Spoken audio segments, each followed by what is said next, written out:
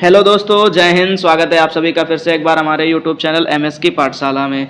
जैसा कि दोस्तों आप लोगों ने थंबनेल पर देख ही लिया होगा कि हम लोग बातचीत कर रहे हैं एक्सीलेंट ग्रामर बुक के बारे में। जी हाँ दोस्तों, एक्सीलेंट ग्रामर बुक आपके बोर्ड एग्जाम के लिए बहुत ही ज़्यादा इंपॉर्टेंट बुक है दोस्तों, ठीक है। ग्रामर के पॉइंट ऑफ व्यू से यूपी बोर्ड वाले स्टूडेंट इस बात को अच्छी तरीके से समझते होंगे कि ग्रामर के पॉइंट ऑफ व्यू से ये बुक कितनी ज़्यादा इंपॉर्टेंट है दोस्तों, ठीक है।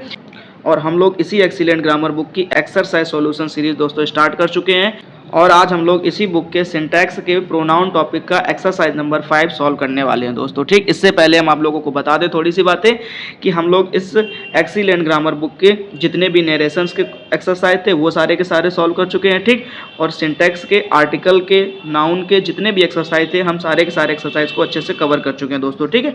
और आज हम लोग प्रोनाउन की एक्सरसाइज नंबर 5 को सॉल्व करने वाले हैं, ठीक। आप अच्छी तरीके से इस एक्सरसाइज को देखिए और ध्यान से समझने की कोशिश कीजिए दोस्तों, ठीक है। हम क्वेश्चन के साथ साथ इसके जो कॉन्सेप्ट में उन कॉन्सेप्ट को भी क्लियर करते हुए चलेंगे दोस्तों, ठीक है। चलिए शुरू करते हैं, देखिए जरा ध्यान से, ठीक है। ये है हमारी एक्सरसाइज नंबर 5 दोस्तों, ठीक है। अगर अभी तक आप लोगों ने पीछे के एक्सरसाइज को नहीं देखा है तो आप लोग प्लीज एक्सीलेंट ग्रामर बुक के नाम से प्लेलिस्ट बनी हुई है, तो चैनल पर जा करके सारे के सारे वीडियो को देख करके सारे कॉन्सेप्ट अच्छे से क्लियर कर सकते हैं दोस्तों। फिलहाल चलिए देखते हैं एक्सरसाइज नंबर 5 के बारे में दोस्तों, ठीक है। ध्यान से पढ़िएगा दोस्तों। जो पहला क्वेश्चन आप देख पा रहे होंगे लिखा हुआ है क्या, let blank go to, let blank go to the movie today, ठीक। अब हम आपको एक कॉन्सेप्ट बताएं तो आपको ये ध्यान रखना है, यहाँ पर आपको जो लेट दिखाई दे रहा है दोस्तों, ठीक है, ये जो आपको लेट दिखाई दे रहा है, ठीक। इस लेट को आप समझना है ध्यान से कि लेट के बाद हमेशा और हमेशा ऑब्जेक्टिव केस आता है, ठीक। आपके पास यहाँ पर दो ऑप्शन दिए गए हैं, या तो आप इसमें वी भर सकते हैं या तो क्या भर सकते हैं, अस भर सकते हैं, ठीक है। तो फिलहाल आपको क्या भरना है, अब आप अच्छी तरीके से बात को समझ सकते हैं कि लेट के बाद में हमेशा ऑब्जेक्टिव केस का यूज किया जाता है, ठीक। तो आप इस बात को अच्छे तरीके से ध्यान रखिए कि यहाँ पर आपको क्या भरना है, तो आप यहाँ पर अस भरेंगे दोस्तों, ठीक है। ये बात आप अच्छी तरीके से याद कर लिए कि लेट के बाद हमेशा ऑब्जेक्टिव केस आता है, ठीक। तो आप लेट के बाद क्या करेंगे, इसमें अस लिखेंगे, ठीक है दोस्तों। चलिए देखते हैं हम लोग आगे। अब ध्यान से देखिए, ठीक है। आगे का जो क्वेश्चन है वो कह रहा है क्या, आई नो द वुमेन, क्या कह रहा है, I know the women blank the child was hurt, ठीक। कह रहा मैं उस महिला को जानता हूँ, चाइल्ड वाज हर्ट, ठीक। अब यहाँ पर आप खुद समझ लीजिए, जानते हैं कि ठीक है यहाँ पर क्या मीनिंग निकल रहा है कि जिसका बच्चा हर्ट, ठीक है, जिसका बच्चा क्या हुआ, हर्ट हुआ, ठीक।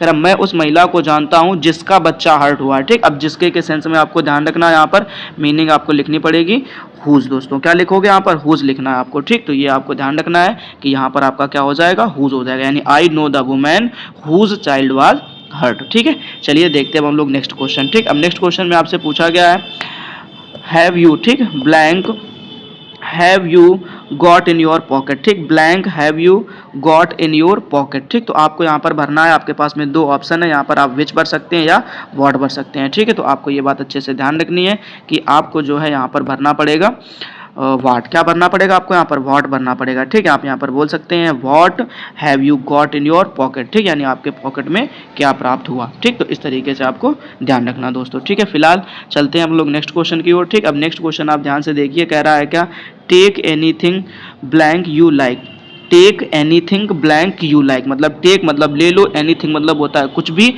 यू लाइक यानी जो तुम्हें पसंद हो, ठीक। अब जो के सेंस में आप यहाँ पर विच लगाएंगे या दैट लगाएंगे, ठीक है। दोनों बातें सही होती हैं, विच भी होता है जो की मीनिंग में, दैट भी होता है जो की मीनिंग में, ठीक है। बट कॉन्सेप्ट हमारा क्या कहता है वो आपको पता होना चाहिए दोस्तों, ठीक है। तो आपको यहाँ पर एक वर्ड देखने को मिल रहा है क्वेश्चन में, ध्यान से देखिएगा, एक वर्ड लिखा हुआ है एनीथिंग, क्या लिखा हुआ है, एनीथिंग, ठीक। अब आप इस एनीथिंग के हिसाब से समझना दोस्तों, ठीक, कि एनी हो या आल हो, इन सभी के साथ में हमेशा और हमेशा यूज किया जाता है तो दैट का यूज किया जाता है, ये बात आप अच्छे से ध्यान रख लीजिए दोस्तों, ठीक है। तो आपको यहाँ पर क्या है, take anything that you like, मतलब ले लो जो तुम्हें पसंद हो, ठीक। तो इस तरीके से आप ध्यान रखना कि यहाँ पर आपको क्या लिखना पड़ेगा, दैट लिखना पड़ेगा, क्लियर। आई होप आप लोगों को कॉन्सेप्ट अच्छे तरीके से समझ में आ रहे होंगे दोस्तों, ठीक है। एक बात और, अगर आपको ये कॉन्सेप्ट अच्छे तरीके से समझ में आ रहे हैं तो प्लीज़ वीडियो को लाइक जरूर कर दीजिएगा, और चैनल पर आप पहली बार आए हुए तो प्लीज़ चैनल को सब्सक्राइब कर लीजिएगा, ताकि जब भी हमारा कोई मोस्ट इंपॉर्टेंट वीडियो अपलोड हो उसका नोटिफिकेशन आपको समय पर मिल जाए, ठीक है दोस्तों। और एक बात हम आप लोगों को बता दें कि हमारे इस चैनल पर केमिस्ट्री की भी क्लासेस रोज़ के रोज़ अपलोड करी जा रही हैं दोस्तों, ठीक। और जो मोस्ट इंपॉर्टेंट टॉपिक है केमिस्ट्री के, उन टॉपिक को ज़्यादा से ज़्यादा कवर किया जा रहा है दोस्तों, ठीक है। तो आप लोग प्लेलिस्ट में जा करके उन सभी वीडियो को भी देख सकते हैं और अपने केमिस्ट्री को भी मजबूत कर सकते हैं दोस्तों, ठीक है। चलिए फिलहाल देखते हैं अब हम लोग नेक्स्ट क्वेश्चन। नेक्स्ट क्वेश्चन में आपसे पूछा गया है, कह रहा है क्या, can I do for you, ठीक। मतलब मैं तुम्हारे लिए क्या कर सकता हूँ, मैं तुम्हारे लिए क्या कर सकता हूँ, ठीक। अब यहाँ पर आप देख पा रहे होंगे कि क्या की मीनिंग क्या होती है, वाट, ठीक। तो आप क्या बोलोगे, what can I do for you, मैं तुम्हारे लिए क्या कर सकता हूँ, ठीक। तो दोस्तों इसमें आपको क्या भर देना है, व्हाट भर देना है, ठीक है। चलिए देखते हैं अब हम लोग नेक्स्ट क्वेश्चन। अब नेक्स्ट क्वेश्चन में हमारे पास में क्या दिया गया है, देखिए जरा ध्यान से, कह रहा है this room is for you and, ठीक। अब इसको समझिए जरा दोस्तों ध्यान से, कह रहा है this room is for you and, ठीक। अब आप यहाँ पर एक चीज़ देख पा रहे होंगे ध्यान से, और वो ये है कि आपने देखा होगा कि आपको यहाँ पर एक दिख रहा होगा फॉर, क्या दिख रहा है, फॉर, ठीक। ये जो फॉर है यही है प्रीपोजिशन, क्या है दोस्तों, प्रीपोजिशन है, ठीक। अब आपको ये बात ध्यान रखनी है कि प्रीपोजिशन के बाद हमेशा और हमेशा क्या लगता है, तो ऑब्जेक्ट लगता है, ये बात आप याद रखिएगा, ठीक। यानी प्रीपोजिशन के बाद में हमेशा ऑब्जेक्टिव केस का यूज किया जाता है, ये बात आप अच्छी तरीके से ध्यान रख लीजिए, ठीक। अब आपको पता है यहाँ पर कि आपने देखा कि यहाँ पर आपको यू दिखाई दे रहा है, ठीक। अच्छा, यू का तो ऑब्जेक्ट भी यू ही रहता है, तो इसमें तो कोई दिक्कत है ही नहीं वैसे भी, ठीक। फिलहाल दूसरी जो चीज़ है, अब यहाँ पर आप ऑप्शन आपको दिए गए हैं दो, ठीक। यहाँ पर आपको दिया गया है मी और माई सेल्फ, ठीक। तो अब आपको यहाँ पर ध्यान देना है कि हमें यहाँ पर क्या भरना है, ठीक है। तो आप समझदार होंगे तो आपको ये समझ में आ गया होगा कि हमें यहाँ पर क्या भरना है, मी भरना है दोस्तों, ठीक। तो आप यहाँ पर क्या करेंगे, दिस रूम इज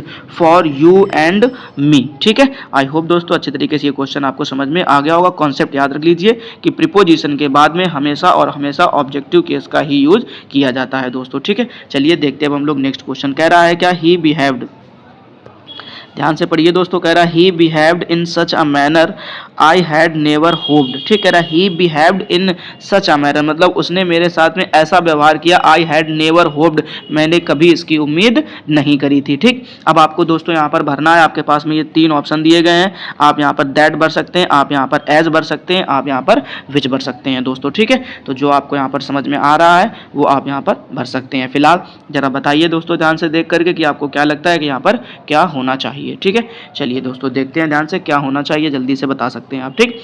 अगर आपको नहीं समझ में आ रहा तो कॉन्सेप्ट को याद रखिए दोस्तों, ठीक है। अब कॉन्सेप्ट क्या है जरा उस पर फोकस करिएगा। आपको यहाँ पर एक वर्ड देखने को मिल रहा है दोस्तों, क्या, सच। ध्यान से देखिए, आपको क्या देखने को मिल रहा है, सच देखने को मिल रहा है, ठीक है। और एक बात आप अच्छे तरीके से दिमाग में बिठा लीजिए कि अगर कहीं पर आपको सच मिलता है या सेम मिलता है, ठीक, दो शब्द ध्यान से सुन लीजिए दोस्तों, क्या, सच और सेम, ठीक। अगर आपको कहीं पर भी ये दो शब्द देखने को मिलते हैं किसी सेंटेंस में, तो आप ये बात अच्छे तरीके से दिमाग में बिठा लीजिए कि इसका जो पेयर है वो हमेशा और हमेशा एज के साथ बनता है, ठीक। यानी कि सच के साथ में, सेम के साथ में एज का पेयर बनता है, ठीक है दोस्तों। ये बात आप अच्छे से ध्यान रखिए। फिलहाल देखते हैं नेक्स्ट क्वेश्चन। अब नेक्स्ट क्वेश्चन में आपसे पूछा गया है, कह रहा है क्या, blank are you taking about, blank are you asking about, blank are you asking about, ठीक है।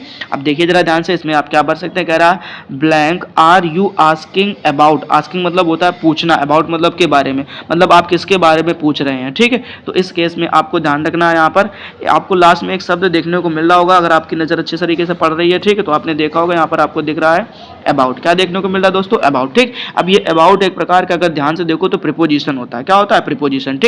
और प्रीपोजिशन के बाद में हमें अभी थोड़ी देर पहले हमने आपको बताया कि किसका यूज करना होता है, ऑब्जेक्ट का, ठीक। और हमें पता है कि यहाँ पर जो हु होता है, ये हु किसका काम करता है, सब्जेक्ट का, और यहाँ पर जो हुम है ये किसका काम करता है, ऑब्जेक्ट का काम करता है दोस्तों, ठीक है। तो आप इस क्वेश्चन को अच्छी तरीके से समझ गए होंगे कि हमें यहाँ पर क्या भरना है। तो यह बात आपको याद रखनी दोस्तों, यहाँ पर आप क्या भर सकते हैं, हुम भर सकते हैं, ठीक है दोस्तों। ये बात आपको अच्छे से तैयार कर लेनी है कि अबाउट क्या होती है, प्रीपोजिशन, और प्रीपोजिशन के बाद में हमें क्या भरना है, तो याद रखना है ऑब्जेक्ट भरना होता है, ठीक। तो आप यहाँ पर क्या कर सकते हैं, हुम कर सकते हैं दोस्तों, ठीक है। चलिए देखते हैं हम लोग आगे। अब हमसे कह रहा है बिहाइंड, ठीक है, क्वेश्चन को समझिए दोस्तों ध्यान से, कह रहा है behind and blank were many seats, ठीक है, behind blank and blank were many seats, ठीक। अब ये बिहाइंड के बारे में हम थोड़ी सी बातचीत करें दोस्तों, ठीक है, किसके बारे में, बिहाइंड के बारे में, ठीक है।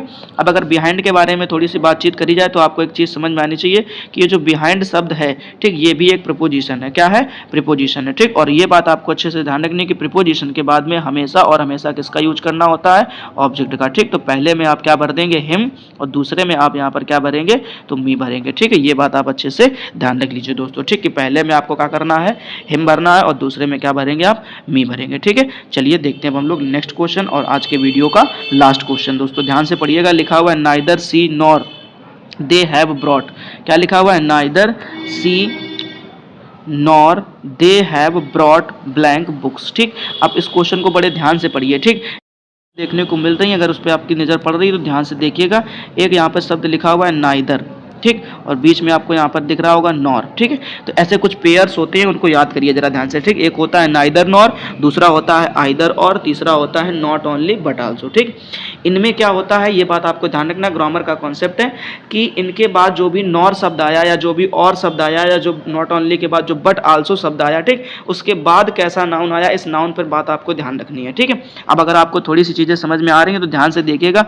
आपको यहाँ पर देखने को मिल रहा होगा कि नाइदर के बाद में एक सब्जेक्ट लिखा है सी, ठीक, और यहाँ पर नॉर के बाद में एक सब्जेक्ट लिखा है दे। ठीक, तो हमने अभी आपको बताया क्या, आपको एक चीज़ अच्छे से समझ में आनी चाहिए, वो ये कि आपको यहाँ पर ध्यान रखना है कि यहाँ पर आपको जो ये नॉर शब्द दिखाई दे रहा है, ठीक, इस नॉर के बाद वाले नाउन पर ही हमेशा याद रखना। ठीक, नॉर हो या और हो या नॉट ओनली के बाद आने वाला बट आल्सो हो, ठीक, इन सब में आपको ध्यान रखना है कि इनके बाद आए हुए, ध्यान रखना दोस्तों, इनके बाद आए हुए नाउन के ऊपर आपको ये बात फोकस करनी है कि हमें यहाँ पर किस प्रकार का नाउन देखने को मिल रहा है। ठीक, अगर आपको यहाँ पर नाउन सिंगुलर है तो आप यहाँ पर वर्ब सिंगुलर लगाएंगे और उसके बाद प्रोनाउन भी कैसा लगाएंगे, सिंगुलर लगाएंगे। ठीक, फिलहाल आपने ये चीज़ अच्छी तरीके से देख ली होगी कि यहाँ पर आपको जो नाउन दिख रहा है वो कैसा दिख रहा है दोस्तों, प्लूरल। ध्यान से देखो, दे लिखा हुआ है, क्या लिखा हुआ है, दे। ठीक, इसलिए यहाँ पर जो वर्ब आई है उस वर्ब को भी अगर आप ध्यान से देखो तो आपको कैसी दिख रही होगी, प्लूरल दिख रही होगी। ठीक, ध्यान से देखिए, दे के बाद में क्या लिखा हुआ है, हैव लिखा हुआ है। ठीक,